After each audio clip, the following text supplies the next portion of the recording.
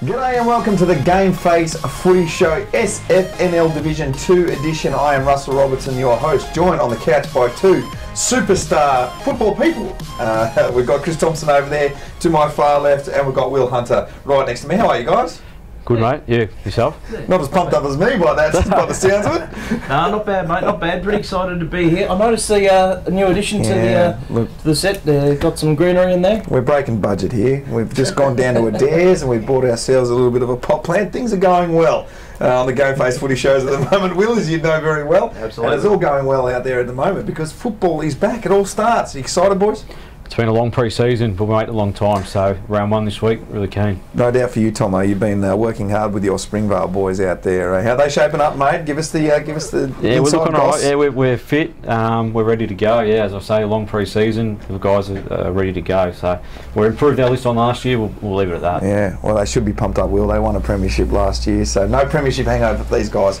They're pumped up to go up to Division 2 from Division 3 now. If you want to watch your local football, remember you can always get onto the GameFace app for all the live scores, news, and catch up on live streaming matches over the weekend if you can't make it out to any particular ground.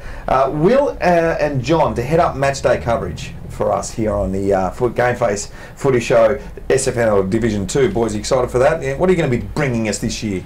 A live stream game every week on the GameFace app. Myself and John Donohoe, as you mentioned, heading up the call team there. Very, very exciting to bring the SFNL matches to the people via the GameFace app. Very exciting. Absolutely. So you just get on the Google App Store and download, and you can get on and post your own content. That's the beauty of the GameFace app. Now, Chelsea Heights, team of the 50 years, they celebrated it was a bit of a night. Will, talk us through what happened with Chelsea Heights, because everyone turned out for a bit of a gala thing. Yeah, so the Hiders, they're celebrating 50 years as a senior footy club, which is a great achievement for the club, and our own Ben Lockwood, as we saw on the Division 1 show, announced as the coach of the decade for 2009 to 2018. So congratulations, Lockers. Yeah. But a fantastic night for the club, great turnout, and saw some fantastic players recognised. They compiled teams of the decade for all 5 decades that they've been in existence, and then had a combined team of the 50 years. It was fantastic, Tomo, to see a couple of players, current players, sneak into the team of the 50 years. Yeah, we've got 3 listed there. I think there was actually, with guys returned to the club that have recruited this year, I think there was 7 in total. So they'll be a pretty experienced side this year, and good to see those guys, good players, getting recognised. I mean, you'd be pretty dirty. Like, you get the team of the decade. What if you were the coach for the whole 10 years? I mean, you're going to be a shoo-in for the coach of the decade of that particular decade. But you'd be dirty if you didn't make the out of the 50 years. So, you know, the great club, Chelsea Heights, have had a lot of good footballers go through there. We've got some there in front of us at the moment. Jordan Perriman, Jaden Haddad and Phil Matheson, we've already talked about. The Big Show at full forward. Yeah. I don't know much about the Big Show, but I thought you were the Big Show, I thought I was. But apparently not. Well, talk to me about the Big Show. I suppose there can only be one Big Show, and there's probably no bigger show in the Southern Footy and Netball League over the last probably 10 years than the Big Phil Smith. He is a man mountain, an absolute colossus. I mean, I've never seen a bigger pair of hands in the Southern Footy League. Sausage fingers. Mate, the blokes like Geordie Perriman running out the middle and just popping it on his head. There's no defender in the competition that can stop that man. I'm hearing rumours he might be suiting up again this year. It's apparently a 10-game contract. That'll be fantastic. He's a fantastic player for Chelsea Heights over a long period of time. It'd be great to see him back out. Any talk of that at the function, or? I didn't get along to the function, but from what I'm hearing, possibly. Yeah, it'd be good. Now, Tomo, you're going to have your work cut out for you week in, week out, because you're the coach of obviously Springvale. But on the show, we're going to be bringing you a few different segments. Coach of the Week. Of course, Chris will be a highlight of that. Probably, we've already got one straight away. It's not necessarily the best coach. We're just going to be talking to a coach. We want to bring clubs closer to you, so we'll find out who's out there and doing nice stuff in coaching land. Team of the week, no doubt, Will, you'll be all over that. Chris, you'll be casting a wide net because you've got to play against all of these guys. The Rising Star will be an interesting one. We're always keeping a key eye out for the young kids coming through. Any whispers? Going to be a good player out there at all, Will? Dingley have traditionally had a strong under-19s competition, and we've seen Oakley District bring quite a number of young kids through into their senior side as well. You guys had a number of young kids last year. Unfortunately, the couldn't get an under-19 side up. But how are you going with getting those young kids into your senior side? Yeah, there's about 9 or 10 that have come across or stayed this year.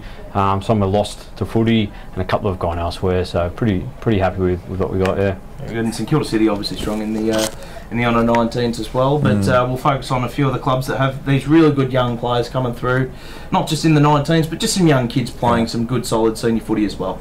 Tomo, talk to me about how important it is to have a good feeder in from junior clubs into your club, but then also the opportunity has to be there to push these guys up and push them onto higher levels as well. What sort of programs do you have at Springvale? Yeah, there is. Well, we did have an alignment, and it's really hard in the area that Springvale's in, with not a lot of junior footy, and the ones that are at strong clubs like Noble Park, and they take a lot of the young guys.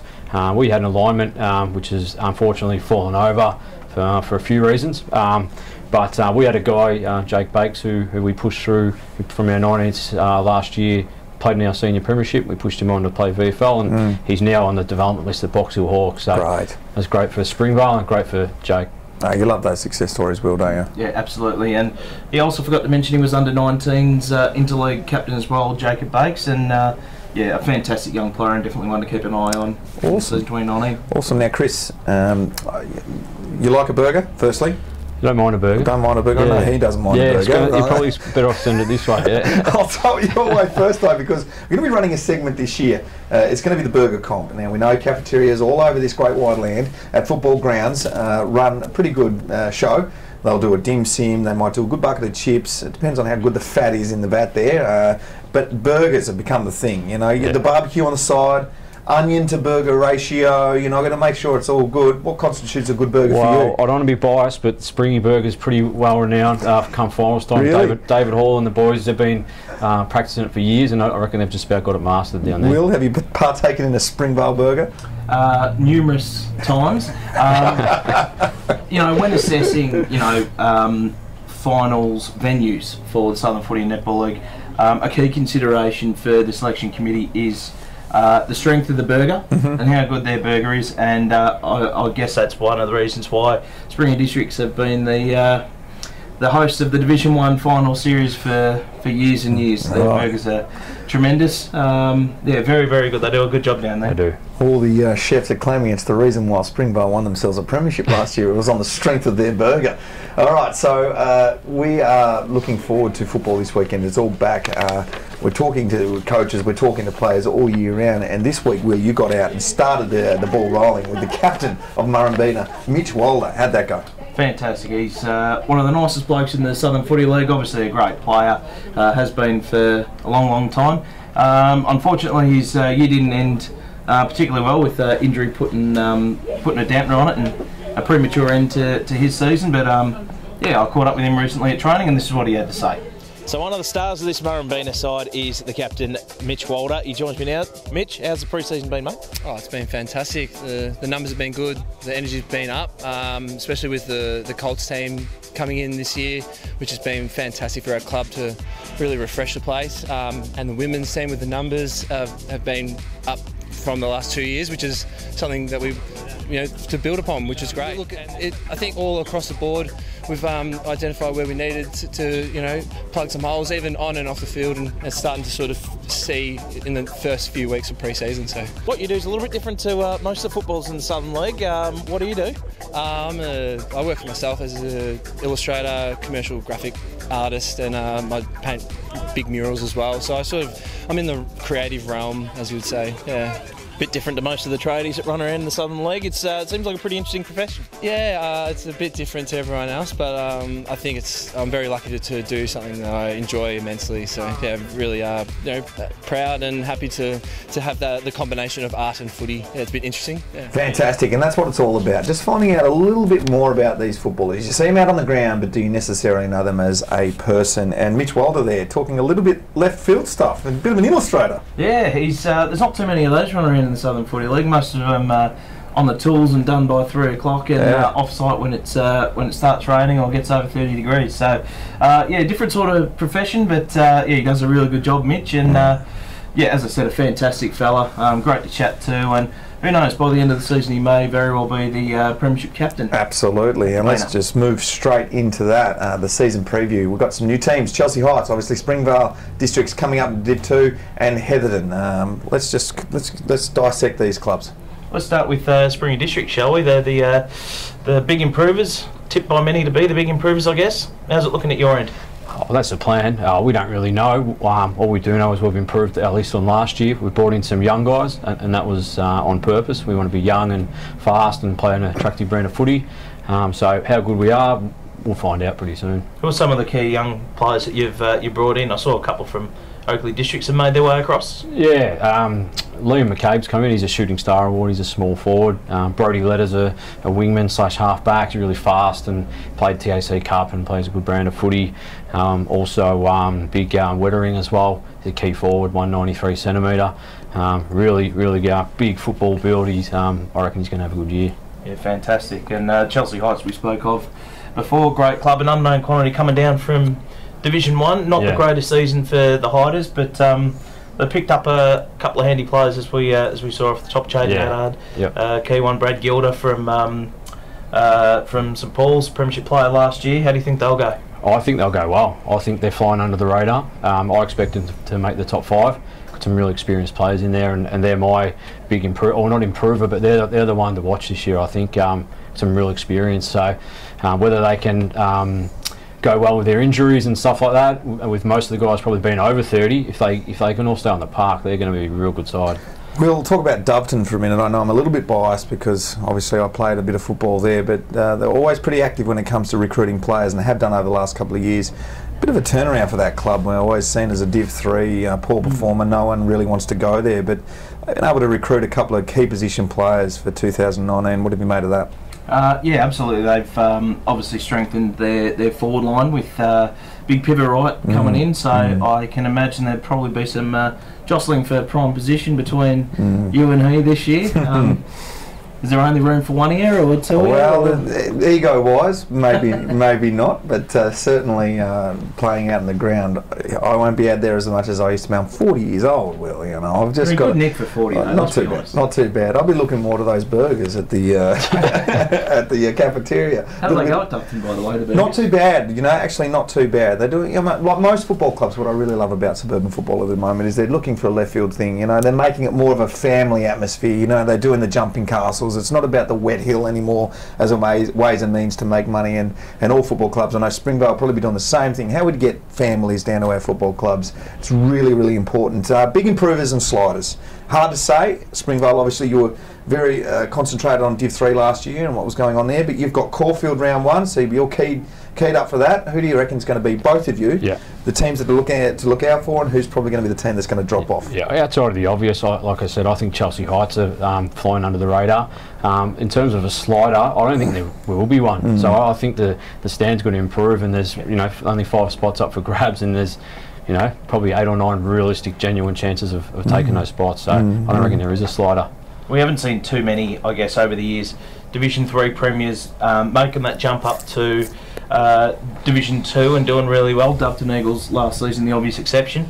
But I think you guys at the districts are pretty well placed to be able to have a reasonable season, and I don't think that finishing in the top 5 is beyond you. In fact, I've probably got you inside probably my top 4 or 5 sides in the competition. That means at least one side's probably got to come out of that, and I think that maybe Caulfield. I don't think they're going to be as strong this season. They've lost quite a few key players from their first 18 side. But having said that, they've got a new coach at the helm in Chris O'Keefe, and by reports throughout the practice matches, he's really shot the lights out. He's a genuine star. Won a couple of Barry Priest medals over in the Western Region Footy League. And yeah, if he can get the buy-in from his players, who knows what can happen. But certainly on field, I think as a recruit he'll probably have a massive impact for the Teddies. So you want me to just run someone with him on Saturday, or not quite? Well, that's up to you, mate. You're the coach. I've given him a fair rap, haven't I? But, sounds like you should. They've got a couple of good players throughout that midfield, but yeah, definitely he's one to keep an eye on. I'd suggest. there's a lot of energy in the SFNL Division 2. Obviously, teams trying to get up to that Division 1, of course. And look, I've got to get, and I've been getting everybody's grand final prediction, premiership prediction. At the end of the year, I want to look back at this and say, yep, you're an absolute genius, you picked it. Of course, with the exception of Springvale. I want you to go with the exception of Springvale here, because of course you're going to say your team's going to win the premiership. But both of you, give me a team that you think is going to win it. I think that the obvious, Doveton and Murrumbeena, both recruited well, and retention was great as well. I think they're the best two sides. Closely followed by Keezy. I think they've got some real firepower up forward. So if they can get enough entries, they'll beat anyone on their day. And then I think they're the top three. Yep. And then outside of that, I think there's 2 spots up for grabs for the rest of the 7. Yeah. I'm in a similar boat to you, mate, and I reckon that yourself and Chelseaites might fill those second 2 spots. I guess between those top 3, there's not really a lot separating them. I probably think Murrumbeena, Doveton Eagles grand final. And if Luke James can, stay on the park, play the majority of the 18 home and away games, not only will he win the leading goal kicker award with an absolute leg in the air, but they'll go a long way to winning the whole thing, Murrumbeena. Fantastic. Probably the most dynamic player in it, with the exception of your teammate and Nick Battle, who is also a Jet. Ned Battle, he looks good at the moment too. I reckon he's ready and raring for a big season. Well, thanks for that, boys. Let's have a look at the upcoming games. I want your tips here. I'm going to kick it off. We've already spoken about Springvale versus Caulfield. The Donk Seagate Cup. Now, before we go any further, I want to discuss this vision that we have here. Roll the tape. Donk's preparation for each game. I'm going to go to you, Ty, because you're the coach. What is going on here, son? Yeah, so generally what we do, Donks, he does know how to overindulge at times during the footy season. So when we've got a big game coming up, we lock him up at my place on the Saturday night, so he can't go out. So big game coming up this week. So we thought we'd leave him at my joint, and that's what we did to him. But he had an early night. We did it in the finals, all through the final series last year. We locked him up, and he had a really good final series. So we've done it again for this week. What a committed coach to do that. There wouldn't be anyone. You do whatever you want at my place, you won't get in trouble. We don't want him out in public getting in trouble. That's absolutely brilliant, and I reckon if you could just get the ear of any coach anywhere, even the AFL level, you'd hear some great stories about how you had to, back in the day, look after blokes like Van der Haar. I'm sure there was some shady stuff going on, but you're doing it for your players. Well done, mate. You just want the best out of them. All right, well, Springvale versus Caulfield, we'll talk about that. I'll let Chris off the hook here. No, it'll be an interesting game. We've obviously called it the Donk Seagate Cup here at GameFace. Donk and Tommy Seagate. Hang on, why do we call him Donk first? I'll leave that up to you. Okay, move on. There was a half volley just outside off stump, and he's just shouldered arms to it. Yeah, he did well. He did really, really well. I don't think I could have been tempted to do that, but anyway. But now, Donk Seagate Cup, very important. That's what we're calling it here at GameFace. Both guys are going to have a bit of an impact with us this year in our various media forms. An interesting game this over at your Dunghill. A big ground. Caulfield have tended to sort of struggle on those bigger grounds. And I think you guys probably have the overall strength to be able to get the chocolates in that one and claim what we'll call the inaugural Donk Seagate Cup. Yep, well, we'll have to put a score on the board, and I was going to ask you, Robbo, how do you score against Caulfield? I think you might have had a day out against them last year. Is that right? Or? Well, I mean, how do you get a score against them? You just recruit me, mate, and I'll kick you 15 goals. No. It all comes out of that middle of the ground, mate. You get that ball out of the middle, fast ball into the forward line. Forwards just absolutely love that stuff. Defenders hate it. So good luck to the midfield group there. They always say credit to the mids, don't they? I mean, they win the Brownlows, they deserve it. Keysborough versus Murrumbeena. Huge game. I mean, we haven't spoken much about Keysy. They've obviously got a really talented side, but what is it going to take for Keysborough? Well, because I know you've watched them pretty closely over the last couple of years. What's it going to take for them to become that next level team? I guess the simple answer, Robbo, is probably to keep their players on the park. I mean, they had a pretty ordinary run with injuries last year, sort of ruined their chances a little bit in the end, which is a bit disappointing. But you know, they've got strength all around the ground, up forward, down back, and certainly in the middle. Their best can challenge top sides. And as I said, if they can get a clear run at it, they'll be no doubt up there when the whips are cracking towards the end of the year. Yeah, tough one to pick. This is easily the match around for me. Probably a battle of the key forwards. But in saying that, if you win the midfield battle, you'll get the big boys more opportunities. I reckon whoever wins the midfield battle, so a big game there in there for the Joff Humphreys and blokes like that getting the clearances. I think Keezy can get up, but I think probably Murrumbeena just under a goal. Two of the best forwards in the competition last year in Chris Bryan at one end and Luke James at the other. Yeah. How do you stop those two guys? Oh, it's hard. You've got to stop supply and you've got to probably chop them out across in the air as well. So, but there's the other forwards. You've got Carnelli up there as well and Alistair as well. So those second forwards, you've got to pay attention to them too. Yep. Two new clubs to Div 2, Chelsea Heights and Heatherton. Hard to sort of guess this one, I guess, boys. You've got to get down there and check it out. But who are you tipping early days? We've sort of spoken about Chelsea Heights a little bit, and they've sort of picked up a couple of players, and obviously looking to bounce back from a pretty disappointing year last season in Division 1. Heatherton, I guess, a different sort of kettle of fish, finishing 6th in Division 3 last season, but making their way up to Division 2 this year on the back of the unfortunate circumstance of Mount Waverley exiting the competition for this year. Bit of an unknown quantity, Heatherton. Be interesting to see how they go, and anyone's game really. Yeah, well, they've lost a couple of key players, and Cusack's gone, and Matterford, so it's a big hole there for them. But they have recruited well. Don't know, it's hard to say with Heatherton, so I think Chelsea Heights experience will get up there. But I just want to say, well done to Heatherton for having the balls to come up, and they're a proud club, so you never know what they're going to put out there. Yeah, absolutely. And I know from personal experience, my old club Caulfield were faced with the same sort of situation. I think it would have been back in 2013, possibly. That question was posed when we finished around about the same as Heatherton in Division 3, and we accepted that league offer. And you fast forward a couple of years, and Bears were playing in a Division 2 grand final, so it can turn around pretty quickly. And as you said, a very proud club, Heatherton. Johnny Bennett doing a great job down there with the footy boys. No doubt they'll make it all work. Pretty important game for these two teams, East Brighton versus Sky, to really show what they've got. Would be disappointed with their season last year, Will. Well, East Brighton, a proud club, missed out on finals last season by the skin of their teeth. They got knocked off by the Bears in the last round, and Sky had I guess a bit of a disappointing season from their point of view. Lost their coach, Brad Sinclair, during the off-season. Luke Martin's taken the reins down there, so hard to know what to expect from both of those sides. They've both lost a couple of players, and from my point of view, I probably don't have them in the top 5 for mine. So this is probably a battle of the also-rans, I guess, and a good opportunity for both sides to get an early win on the board and really stake their claim to avoid relegation. Yeah, tough one. I don't know a lot about both. I did go out and have a look at Sky and the night game playing Skatani, and they had a win. They played some good footy, but I think East Brighton at home just.